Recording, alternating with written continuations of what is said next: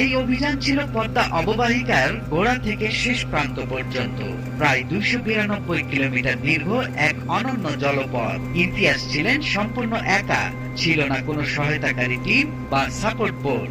আমার এই পদ্মা জার্নির সবচেয়ে ইন্টারেস্টিং ব্যাপার ছিল আসলে মানুষের ইন্টারাকশন গুলো। আমি 9 দিনে 8টা রাত 8টা ডিফারেন্ট জায়গায় ছিলাম। মসজিদে ছিলাম, মাদ্রাসায় ছিলাম, ড্রেজারে ছিলাম, বালখেতে ছিলাম, তো জেলেদের সাথে ছিলাম। প্রত্যেকটা জায়গায় মানুষের যে আতিথেয়তা আমি পাইছি, এটা খুবই প্রাইসলেস ছিল আমার জন্য।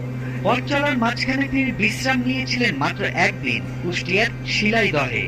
রাত্রি যাপন করেছেন 8টি ভিন্ন জায়গায়। প্রাকৃতিক পরিবেশের সঙ্গে মিল রেখে নদীর তীরে টেন্টে কখনো বা নদী পাড়ের স্থানীয় বাসিন্দাদের আশ্রয়ে দেখেছেন নদীর তীরে বসবাস করা মানুষের জীবনযাত্রা ও নদীর গুরুত্ব।